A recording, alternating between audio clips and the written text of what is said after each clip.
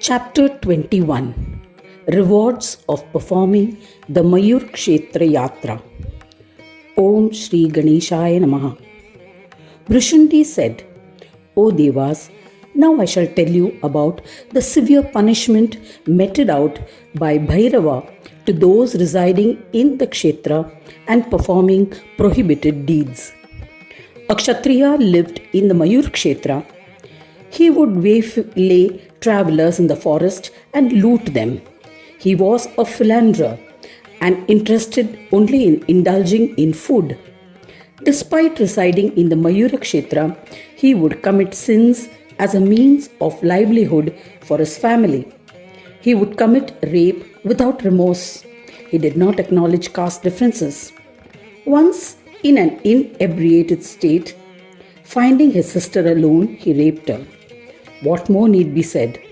Not only would he commit robbery and other transgressions, but he was not averse to killing cows, murdering women or Brahmins. He did not worship any gods, not even Ganesha. He had never performed any yatra in his lifetime. When the sinner finally died, the Bhairava Ganas held him in bondage, battered him repeatedly and presented him in front of their chief Nagna Bhairava. Seeing the fearsome form of Nagna Bhairava, the Kshatriya screamed and fell unconscious onto the ground. Nagna Bhairava, the one who disciplines all, brought him back to consciousness and ensured that he would neither die nor become unconscious, so that he would experience the torments. The Bhairava Dutas started his torture by throwing him into the Agni Kunda, the fire pit. He was kept in the fire pit for 1,000 years. Then he was tied on the wheel of fire. He screamed for his life as he was spun on the wheel, yet he neither became unconscious nor did he die. This was because of the powers of Maya of Bhairava. After 1,000 years, he was thrown in an ice pit and tormented with extreme cold. After that, he was laid on a stone and thrashed with a spiked hammer for 1,000 years. The worst was yet to come. This lowly person was bitten by vicious serpent-like creatures called rurus for 1,000 years. The bites were burns and more severe than fire. He was then released into boiling oil. He underwent grave suffering. After 1,000 years, Bhairava immersed him in a hot sand pit. He suffered unbearable torments for 1,000 years. Following this, the distressed sufferer was reborn as a pishacha, a demon. Tolerating the pangs of hunger and thirst, he suffered through summer and winter, wandering places. Wherever he tried to possess the god's messengers, he was exorcised with a stick and other weapons. Unable to tolerate the weapons like sounds of the mantras of Vedic chants and the weapon-like smoke of Homa, he would flee from these dual powers. For 3,000 years he bore these torments. Thereafter he was brought before Nagna Bhairava. He stood before him and offered his obeisance. When he was purified and cleaned, he was presented to Ganesha. With the darshana of Ganeshwara, he became one with the Supreme Divine. In this manner, a person who resides in the Kshetra but is a sinner must undergo sufferings, and when cleansed, he will be liberated in the end. There is no account of the number of people who have been cleansed in this manner. O Shiva and the other Devas, I shall tell you another ritual which can absolve a sinner. Listen. A Brahmin belonging to the Kashyapa lineage lived in Mayura Kshetra. He committed offences such as thieving and alcoholism. He was a womanizer and addicted to food. He was so fallen that he would not hesitate to kill even a Brahmin to satisfy his greed for wealth. The king heard of his offences. The king confiscated all his wealth and ordered the religious people to boycott him. He was expelled from the kingdom. The Brahmin expressed sorrow over his deeds and vowed not to commit sins. he came to Mayur Kshetra along with the pilgrims and commenced a yatra. When the people saw him performing the Dwar Yatra, they began to respect him. With faith, they donated food and clothes to the Brahmin. The lowly Brahmin completed the yatra of the 4 Dwaras.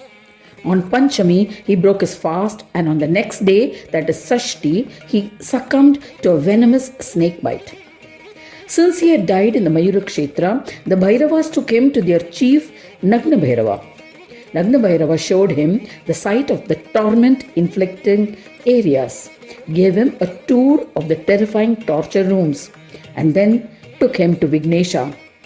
With the darshana of Ganpati, he attained union with the divine. The sins committed by him were absolved because he had performed the Dwar Yatra at the Kshetra. O Maheshwaras, now I shall narrate another legend in brief. A Brahmin belonging to the Atri lineage named Supratika lived in Dandakaranya. Even as a child, he committed vile acts and sins. He was greedy. He would rob people of their riches and spend it on luxuries. He would indulge himself in innumerable pleasures. Once, a large congregation of pilgrims consisting of devotees from all 4 castes went on a Saptapuri Yatra. He accompanied them. The greedy Brahmin would look for opportunities to steal from the pilgrims. When the pilgrims completed the yatra and returned, he too returned to his home. He presented his wife and children with jewelry procured through unethical means. He performed many Tirtha Yatras to amass more wealth. Once there was a learned sage who was giving a discourse on the Puranas. The greedy sinner joined the audience with an intention of stealing, pretending to listen to the discourse. O Maheshwaras, the narrator was reading the description of Mayur Kshetra from the Skanda Purana. He too listened to the description. As dictated by destiny, the intellect of the evil Brahmin had a turnaround. He introspected. Despite being a Brahmin, I have committed grave sins. Circumstances pushed me to kill many people, including Brahmins. I have committed sins like stealing, killing, etc., even in holy places. I have committed sins even when performing the Panchakroshi, that is distance of 5 kroshas, approximately 5 miles, yatra of Kashi. What fate awaits me? I am a sinful Brahmin. One who is immersed in the thoughts of Brahma is the true Brahmin. He went alone and met the one well versed in the Puranas. He bowed to him and said with his palms joined in reverence, there are evil-minded people who commit sins in holy places and kshetras. Where will their destruction take place? Sins committed in a pilgrimage are irrevocable. Where can they be destroyed? The learned man replied, the sins committed in the Saptapuri and other kshetras are destroyed on entering the Mayur Kshetra. There are 4 types of kshetras in the universe. They have the powers to bestow the 4-fold prosperity of Dharma, Artha, Kama and Moksha. Besides, the Mayur Kshetra can bestow the 5th type of prosperity, namely divinity. There is no doubt about it. However, the sins committed in this kshetra are ineffaceable. Hearing these words, Supratika offered pranams to the wise one and returned home. He took his wife and children along with him to Mayur Kshetra. He performed the Dwar Yatra as ordained. He stayed in the Kshetra. He would regularly perform the puja of Ganesha at the Devalaya. He was absolved of his sins and in the end merged with the divine. O Maheshwaras, in this manner the worst of the sinners are relieved of all their sins when they enter the Mayura Kshetra. Now I shall tell you another ancient legend. Many people have been freed from all doubts after listening to it and have commenced singing bhajans of Ganesha. There was a greedy trader named Dharma. He had poisoned and killed his parents when they discovered his crimes. He would invite people to honor them and would poison them for their wealth. Once, the wicked one had travelled to Dandakaranya with other tradesmen. Several pilgrims were going to Mayur Kshetra for a yatra in the month of Magh with great enthusiasm. Dharmadhvaja joined them happily. He had arrived at the Kshetra with the intention of amassing wealth. But the moment he entered the Kshetra, his sins abandoned him. They waited outside the Kshetra with the hope that they will repossess him once he returns from the Kshetra. By a stroke of destiny, the Vaishya did not commit any sins in the Kshetra. He had also happily conducted the Yatra as ordained. He departed from the Kshetra along with the other tradesmen. He had become purified as he had performed the Yatra. Hence, the sins were unable to connect with him. The sins thought, a sinner commits sins even when he enters the Kshetra. So it was our understanding that this Vaishya will also commit sins in the Kshetra. But he has not committed any sins. He has emerged from Mayur Kshetra purified. He will henceforth perform only meritorious deeds, that is Punya Karmas. This is definite. What will be our destiny? Therefore, let us create and engulf him with obstacles which will force him to commit at least some sins. We shall start with small sins and eventually induce him to commit grave sins. The sins possessed other sinners and troubled the Vaishya through them. Unexpectedly, some thieves robbed the Vaishya of all his wealth. Dharmadhvaja, becoming extremely unhappy, he was about to commit a transgression. He met the Puranika, whose discourse he had attended. He bowed to him with respect and told him of his mental agonies. Despite giving up committing sins, why am I coaxed onto the same path again? The thieves have robbed me of all my wealth. I had followed the path of virtue, yet calamities have befallen me. As a result, my mind is now corrupt. What virtuous path should I follow? Please guide me. The Puranika replied to the Vaishya, the sins that you have committed earlier are creating obstacles for you. Therefore, go immediately and take asylum in the Kshetra of Mayuresha along with your wife and children and stay there permanently. You will be able to follow the path of Dharma. You will be rid of all sorrows and will be happy.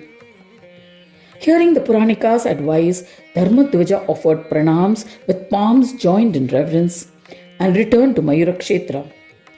He stayed in Mayur Kshetra along with his family. Being a trader, he lived in the Kshetra and performed the puja of the Lord Ganesha and sang his bhajans.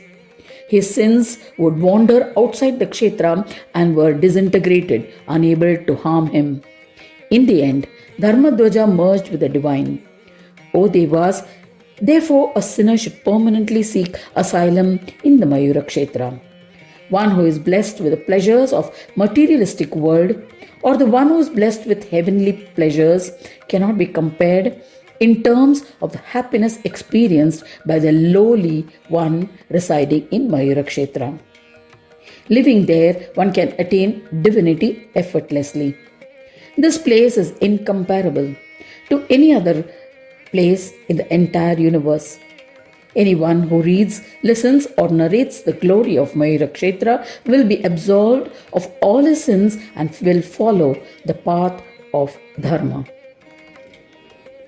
Thus ends the 21st chapter titled Rewards of Performing the Mayur Kshetra Yatra in the 6th Khand of the Puran Upanishad, Srimad Mudgal Puran describing the legends of Vikata. Dedicated to Sri Gajanana. End of chapter 21.